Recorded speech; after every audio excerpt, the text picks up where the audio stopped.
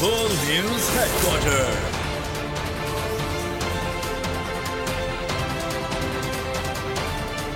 अस्सलाम वालेकुम। बोल न्यूज हेडक्वार्टर्स में आपको कहेंगे खुशामदीद। मैं हूं अरबाब जहांगीर और मैं हूं आपके साथ अनम जुल्फिकार। हेडलाइंस आप जान चुके हैं, बुलेटिन में बात करेंगे।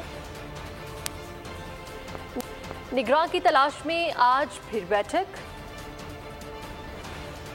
हुक्मरान इत्तेहाद में क्या इत्तेफाक। सिंध असेंबली तहलील। बलूचिस्तान असेंबली आज की मेहमान।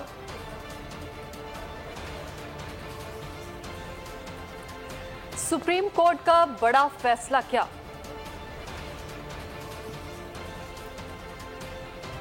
जमानतें क्यों खारिज। गली गली पाकिस्तान जिंदाबाद।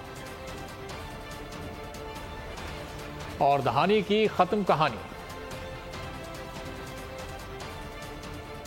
वजीर आजम शहबाज शरीफ कहते हैं निगरान पर इत्तेफाक के लिए अपोजिशन लीडर से आज फिर मुलाकात होगी। अफसोस है निगरान वजीर आजम के लिए सर ने खत लिखा, मेरे पास अभी वक्त है। क्या सदर को तरीकाकार का इल्म नहीं। इत्तेहादियों के एजाज में इशाइये से बातचीत करते हुए शहबाज शरीफ ने कहा साइफर साजिश के ताने बाने यहीं बुने गए थे। सवाल यह है कि साइफर गुम हो गया था तो फिर छप कैसे गया। बोले सफीर ने कहा मैंने सलामती कमेटी में वही बताया जो साइफर में लिखा था। साहब को दोबारा दावत दूंगा और उम्मीद की जानी चाहिए कि मामला एक अच्छे तरीके से तय पा जाए। मगर अफसोस की बात है कि सदर पाकिस्तान ने मुझे आज ख़त लिख दिया है। अब या उनकी लाइल्मी की वजह है जो कि हो नहीं सकती, इतनी लाइल्मी कि ये मरला 8 दिन पर मुहित है। अमेरिका का साइफर का जो मामला था पाकिस्तान के ख़िलाफ़ साजिश थी और उसके जाल ताने माने यहीं बुने गए कि अगर साइफर गुम हो गया था तो ये छपा कैसे। मौजूदा सेक्रेटरी खारजा उन्होंने अलल ऐलान वहाँ पर कहा कि मैंने वही कुछ साइफर में लिखा है जो मेरी गुफ्तगू हुई। यानी सर से लेके पाँव तक दिन रात झूठ, दिन रात पूरी ऑपोजिशन को मतून किया गया या करवाया गया और डाकू चोर का अपने आप को कहा कि मैं फरिश्ता हूँ। अमल उसके बिल्कुल बरक्स इन चीज़ों ने पाकिस्तान की साख को बुरी तरह मजरूह किया। निगरान वजीर आजम बलोचिस्तान या खैबर पख्तूनख्वा से होगा। इत्तेहादियों ने इत्तेफाक कर लिया है। वजीर के अशाये पर इत्तेहादियों की मशावरती इजलास की अंदरूनी कहानी सामने आ चुकी है। वजीर आजम ने निगरान वजीर आजम के लिए इत्तेहादियों से मुशावरत की है। तमाम रहनुमाओं ने निगरान वजीर आजम किसी छोटे सूबे से मुंतखब करने पर इत्तेफाक कर लिया है। इसी हवाले से मजीद बात करेंगे। हमारे साथ मौजूद है नुमाइंदा बोल न्यूज़ चौधरी फहद चौधरी। इस बारे में मजीद क्या अपडेट्स आपके पास। जी देखिए, बिल्कुल आज वजीर आजम ने निगरान वजीर आजम के मामले पर अपने इत्तेहादियों को मुशरती अमल पर एतमाद में लिया और जराये के मुताबिक इस इजलास में, इस बैठक में निगरान वजीर आजम किसी छोटे सूबे से मुकर्रर करने पर इत्तफाक किया गया। एक मजमूई राय शुरका की आई कि खैबर पख्तूनख्वा या बलोचिस्तान से निगरान वजीर आजम का ताल्लुक होना चाहिए। बहरहाल जराये ने यह भी दावा किया कि इस मुशावरत में इशाइये के मौके पर वजीर आजम ने कोई नाम डिस्कस नहीं किए, स्पेसिफिकली किसी नाम को डिस्कस नहीं किया। ओवरऑल सियासी सूरत हाल और निगरान वजीर आजम के हवाले से जो अपोजिशन लीडर से मुशावरत है उस पर एतमाद में लिया। बहरहाल बिलावल भुट्टो जरदारी ने ये मशवरा दिया वजीर आजम को कि आप कोई भी हत्ती फैसला करने से पहले आसिफ जरदारी से मशवरा करें, जबकि मौलाना फजलुर रहमान ने तमाम इख्तियार वजीर आजम पर छोड़ दिया। और अख्तर मेंगल ने ये कहा कि वजीर आजम केयर टेकर होना चाहिए, अंडरटेकर नहीं। जी बिल्कुल, इत्तेहाद वजीर आजम के हवाले से इत्तेफाक कर लिया है। फहद चौधरी हमारे साथ मौजूद थे, बहुत शुक्रिया। साबिक वफाकी वज़राए मुमलिकत के ज़ेर इस्तेमाल सरकारी गाड़ियाँ वापस मांग ली गईं। काबीना डिवीज़न का असम्बली की तहलील और काबीना की सबकदोशी के बाद फैसला। मुशीरों मोविनीन खुसूसी के ज़ेर इस्तेमाल सरकारी गाड़ियाँ भी वापस तलब। काबीना डिवीज़न ने वफाकी वजारतों और डिवीजन्स को ख़त लिख दिया। ख़त में कहा गया है कि फौरी तौर पर सरकारी गाड़ियाँ वापस की जाएँ। नई मरदमशुमारी पर हल्का बंदियों की सूरत में नशिस्तें तब्दील हो जाएंगी। कराची में एक कौमी और 3 सूबाई असम्बली नशिस्तें खड़ेंगी। जराये के मुताबिक शिकारपुर को एक कौमी असम्बली से हाथ धोना पड़ेगा। तफसीलात इस बारे में जान लेते हैं नुमाइंदा बोल न्यूज़ सलाहुद्दीन अली से। जी सलाहुद्दीन, आगाह कीजिएगा। आज बिल्कुल नई मरदमशुमारी जो नोटिफाई हो चुकी है, उसके बाद अब अगला मरहला जो है वो है नई हल्का बंदियों का। उसके बाद अगर बात करें तो सिंध में कौमी असम्बली और सूबाई असम्बली की जो 3 नशिस्तें हैं उसकी हैसियत जो है वो तब्दील हो जाएगी। उसमें जो नई हल्का बंदियां हैं, नई हल्का बंदियां होने के बाद शिकारपुर की एक कौमी असम्बली की जो नशिस्त है वो कम हो जाएगी और ठट्ठा, खैरपुर और सांगड़ की एक सूबाई असम्बली की नशिस्तें जो है वो कम हो जाएंगी। इसी तरह अगर इलेक्शन कमीशन जब नई हल्का बंदियां करेगा तो कौमी असम्बली और सूबाई असम्बली की नशिस्तों की जो हैसियत है वो तब्दील होगी। मरदमशुमारी में आबादी के जो अदादो-शुमार का अगर जायजा ले तो उसके बाद ये रद्दोबदल सामने आया है और 1 कौमी और 3 सूबाई असम्बली की नशिस्तें जो है वो कराची को मिलेंगी। मरदमशुमारी के नोटिफिकेशन के मुताबिक सिंध की मजमूनी और इजलास की आबादी के नताइज कराची के हक में नई मरदमशुमारी पर हल्का बंदियों की सूरत में नशिस्तें तब्दील हो जाएंगी। सलाहुद्दीन हमें अपडेट कर रहे थे, बहुत शुक्रिया। सिंध में पीपल्स पार्टी की हुकूमत खत्म, सूबाई असम्बली तहलील हो गई। गवर्नर सिंध ने असम्बली की तहलील की समरी पर दस्तखत कर दिए। निगरान वज़ीर आला कौन होगा फैसला नहीं हो सका। वज़ीर आला सिंध और अपोजिशन लीडर राना अंसार के दरमियान मुलाकात आज होगी। मुलाकात सुबह 10 बजे तय है। ज़राए के मुताबिक वज़ीर आला और अपोजिशन लीडर की मुलाकात वज़ीर आला हाउस में होगी। मुलाकात में निगरान वज़ीर आला सिंध के नाम पर गौर किया जाएगा। अपोजिशन लीडर राना अंसार अपने नाम वज़ीर आला को पेश करेंगे। साल 11 माह और 29 दिन बाद सिंध असम्बली तहलील। गवर्नर सिंध कामरान टिसोरी ने असम्बली की तहलील की समरी पर दस्तखत कर दिए। वजीर आला मुराद अली शाह खुद समरी लेकर गवर्नर हाउस गए थे। सिंध असम्बली तहलील के साथ ही सूबाई काबीना भी खत्म हो गई। निगरान के आने तक मुराद अली शाह ही वजीर आला रहेंगे। असम्बली मुद्दत पूरी होने से 1 दिन पहले तहलील की गई। अब आइन के मुताबिक 90 दिन में इंतखाबात होना है। निगरान वजीर आला का फैसला नहीं हो सका। निगरान वजीर आला के पीपल्स पार्टी जस्टिस रिटायर्ड मकबूल बाकिर के नाम पर गौर कर रही है। अपोजिशन की जानिब से शुएब सिद्दीकी और यूनुस ढागा के नाम सामने आ चुके हैं। MQM और GDA मुज़ाकरात में डॉक्टर सफदर अब्बासी के नाम पर भी मुशावरत की गई। वज़ीर आला सिंध मुराद अली शाह कहते हैं कि 5 साल इतने आसान नहीं थे। लीडरशिप का शुक्रगुजार हूँ कि मुझ पर एतम किया। असम्बली में अलविदा खिताब के दौरान उन्होंने साबिक हुकूमत पर भी तनकीद के निश्तर चलाए। कहते हैं कि पीटीआई हुकूमत ने सिंध को इंतकाम का निशाना बनाया। और मैं सबको मुबारकबाद देता हूँ कि खैर और आफियत से ये 5 साल मुकम्मल हुए। इतने आसान 5 साल नहीं थे। किस तरीके से इस असेंबली को, इस हुकूमत को चलने से रोका गया। मकसद क्या था कि सूबा सिंध को डिस्टेबलाइज करना है। एक तरफ ये जो मैन मेड साजिशें थी पीपल्स पार्टी के खिलाफ ये हुई। एक वक्त में बड़ा चर्चा चला था कि जी चीफ मिनिस्टर तो बस कल अरेस्ट हो रहा है या परसों हो रहा है, और मुझे कहा गया तो बिलावल भुट्टो जरदारी साहब ने कहा था कि अगर जेल में होगा चीफ मिनिस्टर तो वहां से हुकूमत चलाएगा जेल से। स्पीकर सिंध असम्बली काले कानून के कैदी हैं। हमारी लीडरशिप ने मुश्किल हालात देखे। ईद की रात को फरियाल तालपुर इंतकाम का निशाना बनाया गया। सिंध असम्बली में वजीर इत्तलात शर्जील मेमन का खिताब। कहा, मुझे जेल में पार्टी ने टिकट दिया, इलेक्शन में कामयाब हुआ। जो खिदमत की उस पर अवाम हमें वोट देंगे। सेहत के शोबे में पीपल्स पार्टी ने बहुत काम किया। सबको बहुत बहुत मुबारक हो कि जिस मकसद के लिए हम असेंबलियों में आते हैं, जिस मकसद के लिए हमें लोग वोट देकर भेजते हैं असेंबली में कि उनके मसाइल हल हों, ये वो असेंबली है जिसमें अल्हम्दुलिल्लाह हर शख्स को बोलने का मौका दिया गया, हर शख्स की बातों को सुना गया। हम किसी के घर की खवातीन के लिए कभी ये सोच नहीं रखेंगे कि लोगों की इस हद तक पर्सनल हुआ जाए, जो अनफॉर्चुनेटली इन 5 साल में, कि मैं इस 5 साल बताऊं इन 5 सालों में क्या क्या नहीं किया गया।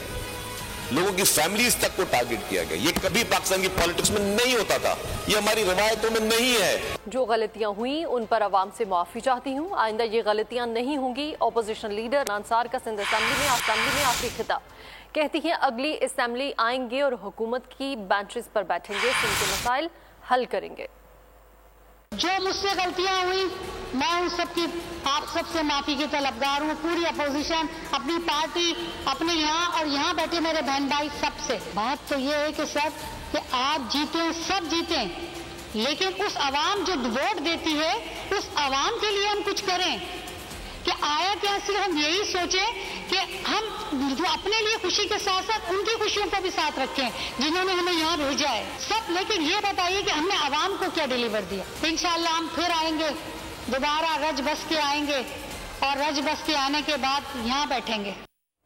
बलूचिस्तान असेंबली आज तहलील हो जाएगी, लेकिन निगरान वजीर आला कौन होगा फैसला नहीं हो सका। 3 नाम जेर गौर हैं। BNP ने हमल कलमती, JUI ने मीर उस्मान बादीनी और BAP ने कोहदा बाबर का नाम तजवीज़ किया है। रिटायर्ड ब्यूरोक्रेट शब्बीर मंगल का नाम भी निगरान वजीर आला के लिए सामने लाया जा रहा है।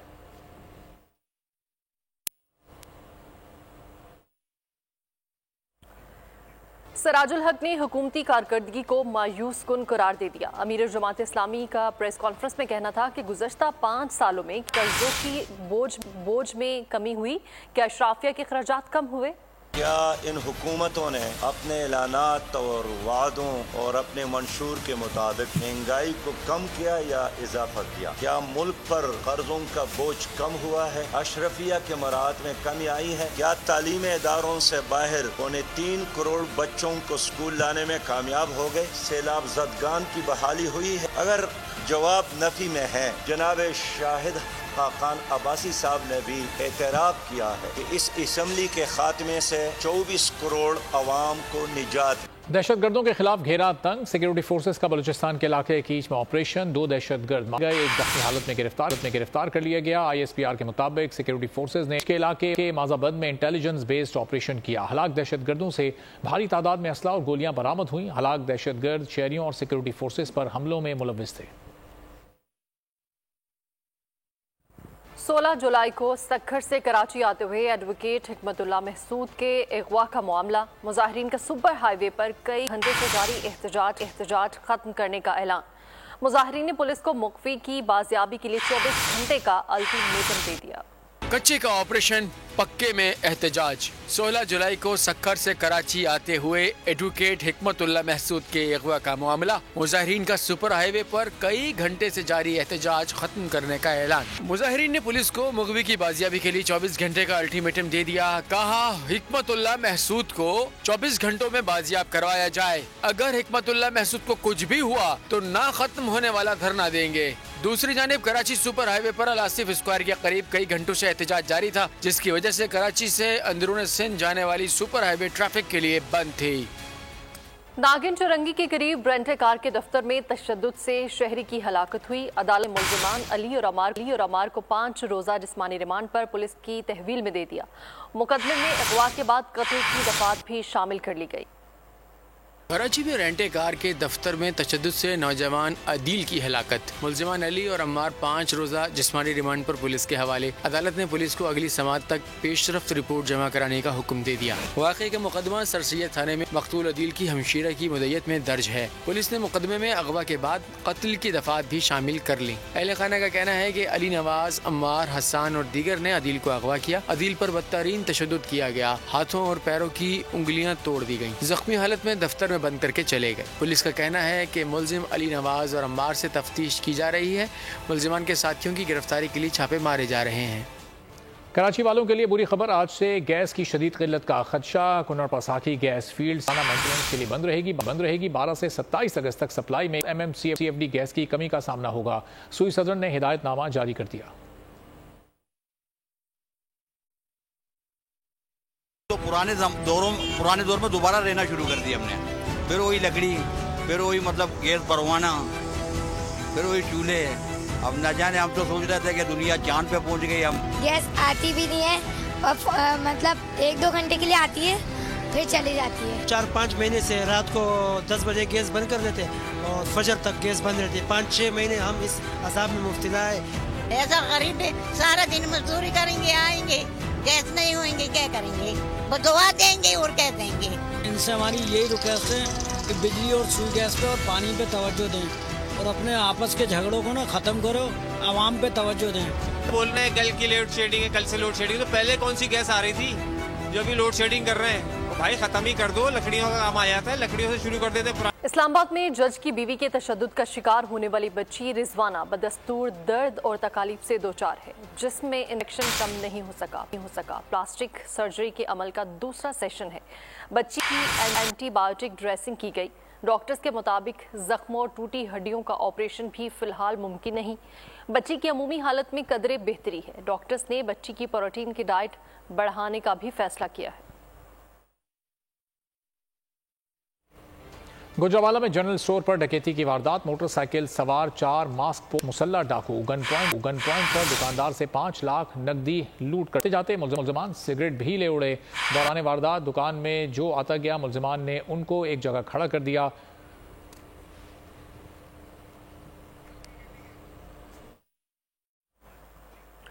सरगोदा लाहौर रोड पर तेज रफ्तार मुसाफिर बस ने मोटरसाइकिल सवारों को कुचल डाला। 4 जावाहक होने वालों में मियां बीवी और शामिल हैं। हादसे के बाद रेस्क्यू और पुलिस की टीमें मौके पर पहुंच गई और नाशों को DHQ मुंतकिल कर दिया गया है। जाबाहक अफराद का ताल्लुक चौकीरा से है। मुसाफिर बस सरगोदा से लाहौर जा रही थी। ड्राइवर मौके से फरार हो गया।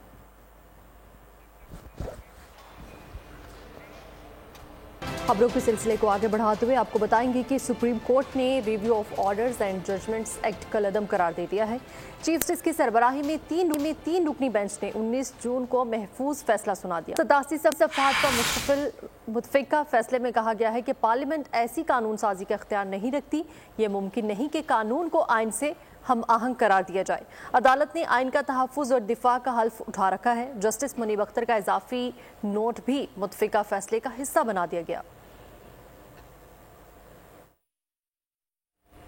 स्पीकर कौमी असम्बली ने supreme court review of judgments act के खिलाफ नजरसानी अपील की प्लानिंग कर ली। स्पीकर ने फैसले की कॉपी मंगवा ली। पहले खुद बगौर जायजा लेंगे, जिसके बाद कानूनी माहिरीन से मुशावरत की जाएगी। अटॉर्नी जनरल को भी बुलाया जा सकता है। नजरसानी अपील में जाना है या नहीं, फैसला मुशावरत के बाद होगा। रिव्यू ऑफ जजमेंट एक्ट पर फैसला पार्लियामेंट के इख्तियारात में मुदाखलत है। पार्लियामेंट आर्टिकल 184 का इख्तियार खत्म कर दे। ना रहेगा बांस, ना बजेगी बांसुरी। रहनुमा नून लीग राना सनाउल्लाह का अदालती फैसले पर तबसरा। बोल से बातचीत में कहा कि पार्लियामेंट को जो बेवकूफ़ किया गया है उसका नोटिस नई पार्लियामेंट में होगा। जो है वो किसी तौर पे जो है वो कायम नहीं रह सकेगा। इसको ये रिव्यू में जो है ये फैसला भी सेटिस्फाइड होगा। पार्लियामेंट को बेवकूफ़ करने की जो कोशिश है, इसका भी जब पार्लियामेंट वजूद में आएगी तो इसका भी नोटिस जो है वो मुझे लगता है कि जरूर होगा, क्योंकि पार्लियामेंट आइन की खालिक है। पार्लियामेंट ने वजूद दिया है आइन को, वजूद दिया है सुप्रीम कोर्ट को।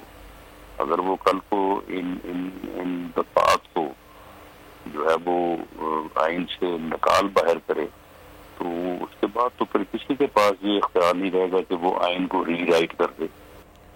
अता तारड़ कहते हैं कानून के तहत नवाज शरीफ और जहांगीर तरीन की 5 साला नाअहली खत्म हो चुकी। सुप्रीम कोर्ट नजरसानी कानून से नवाज शरीफ की वापसी का ताल्लुक नहीं। कहा 16 माह की हुकूमत के दौरान किसी से सियासी इंतकाम नहीं लिया। चेयरमैन PTI कहते थे मैं इन्हें नहीं छोड़ूंगा, जेल में इनको कोई सहूलत नहीं दूंगा। आज खुद जेल में सहूलियात का मुतालबा कर रहे हैं। इस कानून के तहत सिर्फ रिव्यू का राइट दिया था कि जिसका रिव्यू वहां से रिजेक्ट होता है उसको एक राइट मिल जाए कि वो असर नौ रिव्यू फाइल कर सके। तो मियां साहब का केस इस ज़ुमरे में आता नहीं है।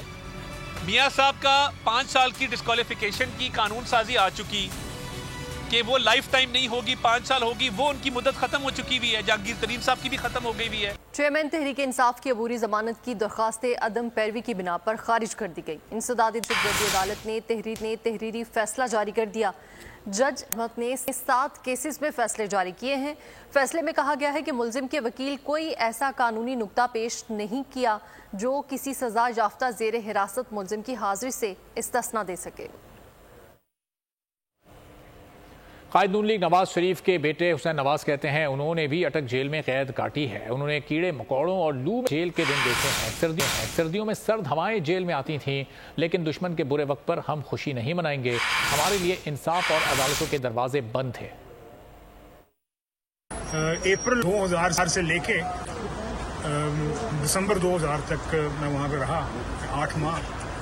और गर्मी थी तो लू चलती थी और मुसलाखों के दरमियान से आती थी। सख्त सर्दी में सर्द हवाएं जो है दरिया अटक की तरफ से आती थी गुजारा। और यानी ये चीज़ मैं ऑन रिकॉर्ड रख दूँ, मुझे तो ये नहीं बताया गया था वहाँ पे कि किस जुर्म के तहत जो है ना मुझे कैद रखा गया था। आप देख रहे हैं तो यानी अपना केस को रिकॉर्ड है मुशर्रफ के दौर में कि मुझे किस जुर्म के लिए जो है अपना कैद दिया गया। कभी खुश नहीं होना चाहिए जो है किसी की मुश्किल के ऊपर। और लेकिन मैं आपको ये बता दूं कि जिन दिनों में हमने वहाँ पे कैद काटी, अदालत नाम की कोई चीज़ नहीं थी। मुशर्रफ साहब जो है ना वहाँ पे वर्दी में बैठे हुए थे इस्लामाबाद में। सहाफती इदारों का सिंध के वज़ीर इत्तलात शर्जील मेमन की कारकर्दगी पर ज़बरदस्त खिराज तहसीन। शर्जील मेमन ने महकमा इत्तलात को स्ट्रीमलाइन किया और इश्तिहारी अदायगी को बरवक्त यकीनी बनाया। All Pakistan Newspaper Society, Pakistan Broadcasters Association और Council of Pakistan Newspapers ने शर्जील मेमन की कारकर्दगी को सराहा। पाक बहरिया ने गवादर से मुल्हिका समंदर में बरवक्त इमदादी कार्रवाई करते हुए एक डूबते हुए नौजवान को जिंदा बचा लिया। तर्जुमान पाक बहरिया के मुताबिक गोताखोर टीम स्पीड बोट्स के जरिए बरवक्त रिस्पॉन्स देते हुए जाए वक़ुआ पर गोताखोर टीम ने इमदादी कार्रवाई करते हुए डूबते नौजवान को तलाश करके साहिल तक पहुंचाया। तलाश के बाद पाक बहरिया की मेडिकल टीम ने नौजवान को फौरी तिब्बी इमदाद भी फ्राहम की। पीएसटी और आईबीए टेस्ट पास उम्मीदवारों का कराची प्रेस क्लब पर एहतजाज। रेड जोन में की खिलाफ वर्जी पर मुजाहिरीन जेर हिरासत। पुलिस का कहना है कुछ मुजाहिरीन को हिरासत में लिया है, बाकी मुंतशिर, जबकि मुजाहिरीन की जानिब से बंद किया जाने वाला रोड ट्रैफिक की आमदोरफ्त के लिए खोल दिया गया।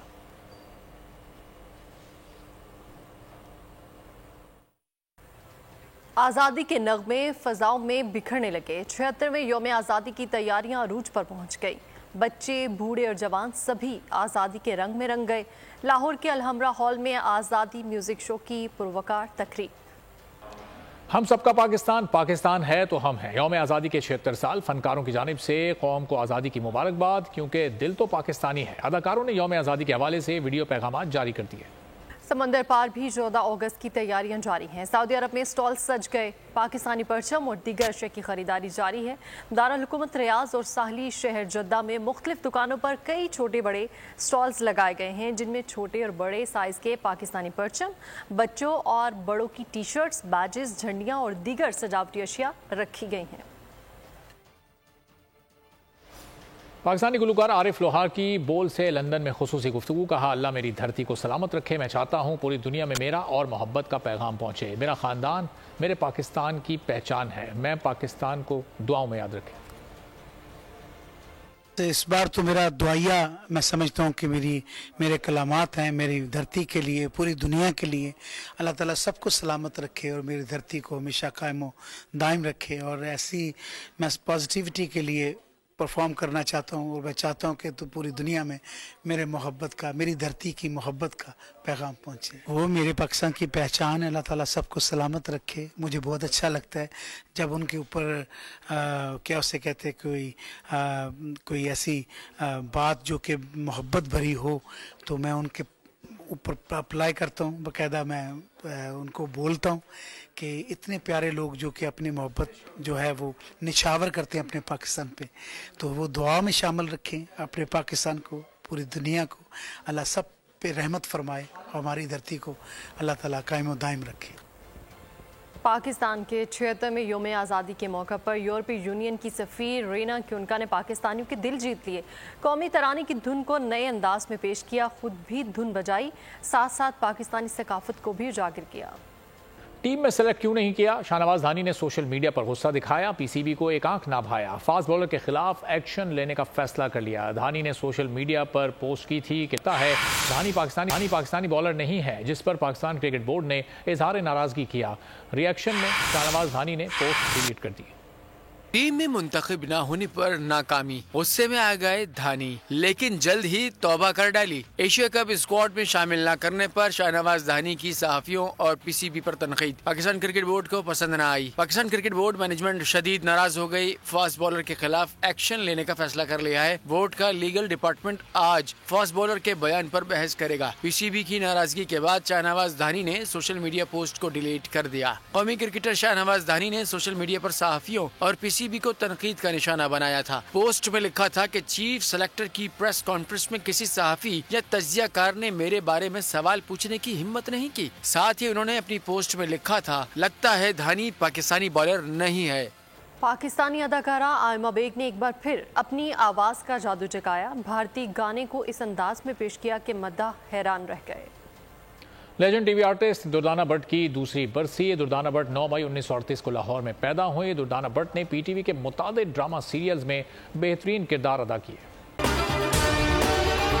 अगर आपको ये वीडियो पसंद आई है तो हमारे चैनल को सब्सक्राइब करें और बेल आइकॉन पर क्लिक करें। तारीख का अमीन,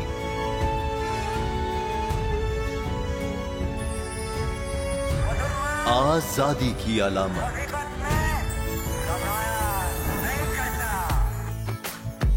हुस्न का आईनादार,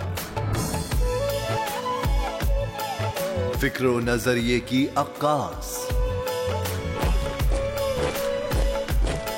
सरफराजी का गवाह, यानी हम सबका निगहबान पाकिस्तान।